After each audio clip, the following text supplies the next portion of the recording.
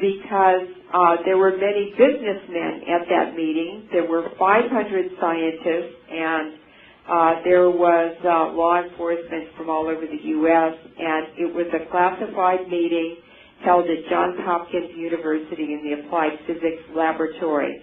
And for a week, the scientists demonstrated microwave weapons and all kinds of stuff to law enforcement, and the businessmen were there because they were going to make billions of dollars manufacturing these technologies for law enforcement in the U.S. And there have been reports in the mainstream media about the military targeting civilians and military people in Afghanistan and Iraq with EMF weapons, with microwave weapons. And these are now established in all police departments and in the police antennas in the United States. And they are combined with gangs of people who are recruited in every town, every city, to target individuals who are politically undesirable or have been targeted to politically control. And the first place they used them was at the nuclear weapons lab on whistleblowers like me. Mm-hmm. Then they were turned over to the EPA to use on environmentalists.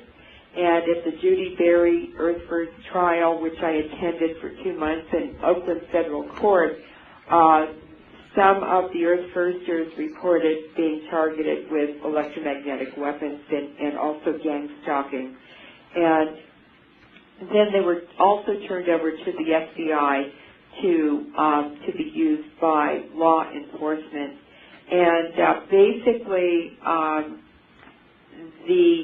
the police antennas are used to target individuals or a crowd, and they keep you awake all night so that you have horrible sleep deprivation, or they can make you go to sleep and you just can't wake up.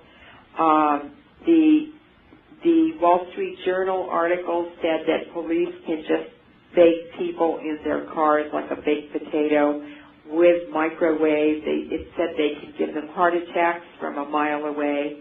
And it's very interesting that Homeland Security has the serial number on every heart what's it called, a heart pacemaker? Mm-hmm. Yes. Manufactured in the United States. Okay, so now you're talking about what we call exotic weapons, is that right? Yeah, these are, well, they call them NLW, non-lethal weapons, but they're exotic weapons and they're secret weapons. And I also discovered that the woodpecker signal, which was over-the-horizon radar turned on July 4th, 1976 in Russia, became a secret project between the U.S. and the Soviet Union in 1978 at a UN treaty signing conference to prohibit development of environmental weapons or damaging the environment with weapons.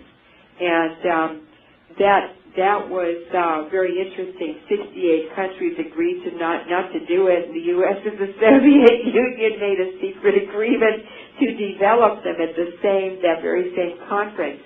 And I could never figure out why they were doing that or who in the United States, what institution was actually sending scientists to the Soviet Union, and they sent a 40-ton magnet and all kinds of equipment.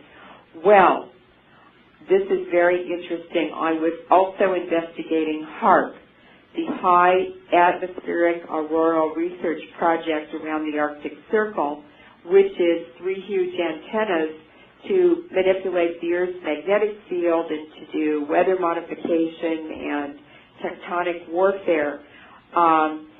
What it turned out, when I did the investigation, it took me 5 years to tease it all out, but the antenna for HAARP was developed through the woodpecker signal. And the woodpecker signal was transmitted from the 7 largest antennas in the world on the east and the west sides of the Soviet Union. And these beams were transmitted, they're microwaves, over the horizon, and they were focused on different populations in the U.S. And there were actual reports in the mainstream media. I remember there was a community in Oregon that people got sick and dizzy and they were throwing up and things like that. Well, that was the woodpecker signal, and that's where the hardware for the antenna for HARP was developed. And I finally found a physicist who told me he had worked on the development of the HARP antenna at the Livermore Nuclear Weapons Lab. Wow. Leuren, I really want to come back to these exotic weapons and microwaves and directed energy weapons, etc. But before we do that, could we talk a little bit about DU, depleted uranium? I know this is an area you've really done a lot of work with. And could you tell us what the stuff is, how it's been used, and what the effects of DU exposure are and how widespread those are? Sure. I just want to finish a couple sentences on the HARP project. MK Ultra was part of HARP also, and that's where the software was developed through the Monkey Colony at UC Davis and Edward Teller and Nelson Rockefeller. And the safe house for MK Ultra was in Livermore, next to a big antenna field. So Livermore is where they put the antenna and the mind control together for HARP. And the laser project at Livermore, it's called Shiva, is part of HARP. So this is global mind control, weather control. Hurricane Katrina and the Sumatra earthquake were triggered by HARP. Yikes. Okay. Now you've said so much there. I'm afraid we have to follow up a little bit on that. Oh, well, we can do it after. I certainly want to know what the connection well, we is. can even do a program on it. Okay. But what I'm really concerned about is this intensified militarization in Colorado, and it's a very, very serious issue for all Coloradans as well as people in states around you. So let's talk about the depleted uranium, and then we can go back to HARP. And then we can go to the militarization of Colorado. Yeah, right. Okay. Yeah, let's start with the DU. That's very important. Okay. So depleted uranium is the radioactive trash from the Manhattan Project to begin with. And that was where they were trying to make atomic bombs because they thought Germany was in World War II. And when uranium is mined in the ground, it occurs in 3 ratios for the 3 isotopes that occur in nature. And so uranium-238 is 99.3% of what they mine. And that's not good for anything, but it is very radioactive. And then 0.72% of the uranium in the ground is uranium-235, which will fission. In other words, it can instantaneously release the huge amounts of energy from the nucleus that form in supernovas. Uranium is created in supernovas under extreme energetic circumstances, and then there's just a tiny trace, less than 0.1% of uranium-234. And so they mine the uranium, they extract the metal, the uranium metal, and then they turn it into uranium hexafluoride gas, and they pass it through membranes to try to get as much of the uranium-235 out as they can. Leuren, is that hexafluoride gas, is that somewhere I thought I'd heard that was kind of that byproduct from that process was part of the fluoride they put in water? Am I correct? Is that... Yes, I'm going to talk about that. Okay. Yes, and so when they get 0.5% of U-235 separated from the rest of the uranium. They stopped the process, and they turned the uranium hexafluoride gas back into metal. Or they can take the waste, which is called depleted uranium. It's 99.5% of what they mine. And that's called depleted uranium because it's depleted in uranium-235. And then they take the U-235 and they make bombs, or they make fourth-generation nuclear weapons out of it, or they make fuel rods for nuclear power plants.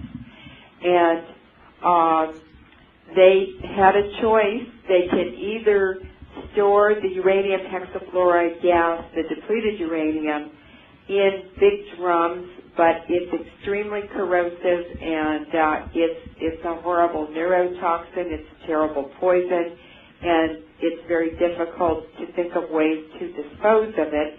And since they produced huge amounts of depleted uranium, thousands of them, over 1 million tons of it, they had quite a big problem on their hands. So Edward Teller said, well, let's just dump all that really toxic, nasty, corrosive fluoride, which is a horrible neurotoxin, into the drinking water of America and into the reservoirs and into the public water supplies, and we'll just dilute it, and nobody will know. Was Teller a eugenicist? Teller was a Rockefeller contractor. Teller was already had a Rockefeller fellowship when he had left university in Hungary, and he went to Copenhagen to spend a year in Niels Bohr's lab before he was recruited and brought to the U.S. So he was already a Rockefeller contractor before he left Europe.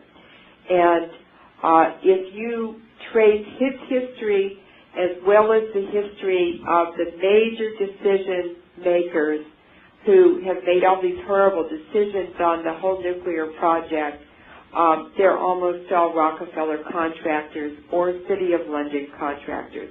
Basically, the Rockefellers worked for the Rothschilds of the City of London.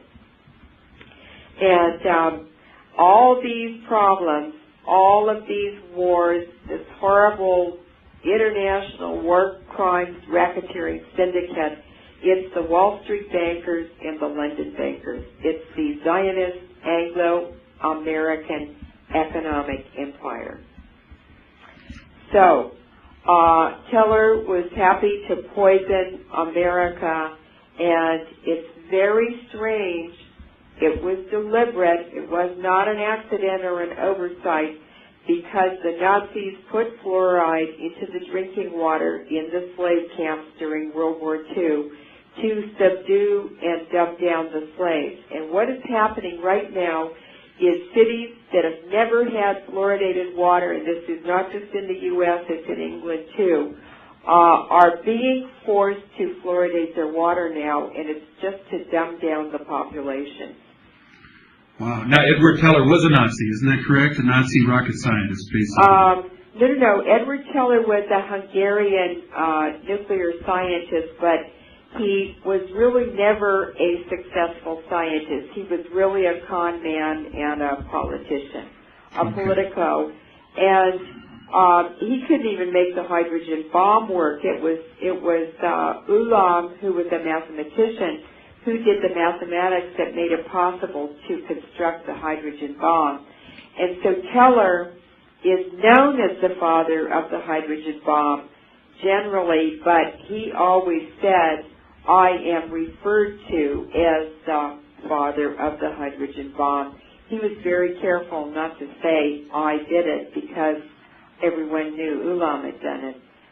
So, but Ulam's wife didn't want anyone to know that her husband had done it because she hated nuclear bombs. Okay, so back to DU. Now, what happened with DU? It was stored for a long time, and then the Pentagon... What happened is, under the Manhattan Project, the atomic bombs were developed, but they didn't really know if they would work or not until they tested them. And they didn't test them until the Trinity test at Los Alamos in 1945.